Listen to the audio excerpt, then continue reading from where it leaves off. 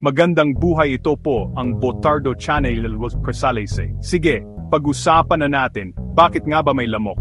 Alam ko, nakakainis sila, karamihan sa atin gusto na lang silang mawala. Pero tulad ng lahat ng bagay sa kalikasan, may dahilan kung bakit nandito ang mga lamok.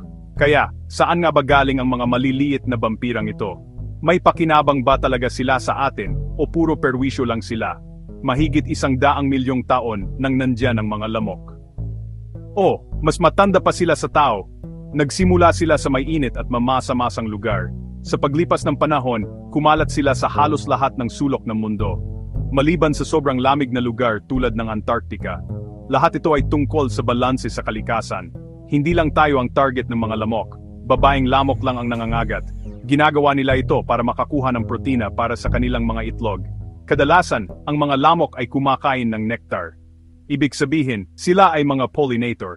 Tumutulong sa paglaki ng mga halaman at pamumukadkad ng mga bulaklak. Mga ibon, paniki, isda, palaka, gagamba, larvae ng lamok bilang pagkain para sa isda at insekto. Kung mawawala ang mga lamok, mahihirapan ang mga hayop na iyon na makahanap ng sapat na pagkain.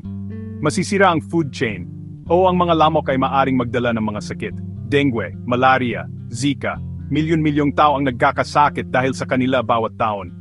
Isa sila sa pinakamapanganib na hayop sa tao dahil sa sakit na kanilang ikinakalat. Direkta, hindi masyado ang benepisyo sa atin.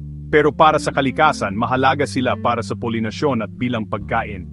Mahirap itong balanse. Mga siyentista pinag-aaralan kung paano alisin ang mapanganib pero panatilihin ang nakatulong. Sa madaling salita, ang mga lamok ay nandyan halos para sa kalikasan, hindi para sa atin.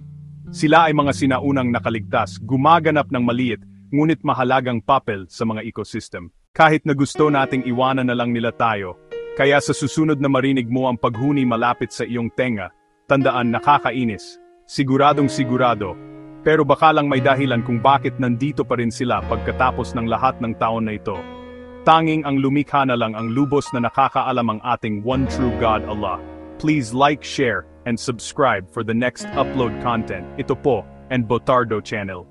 God bless everyone, thank you so much for watching, and see you in the next video.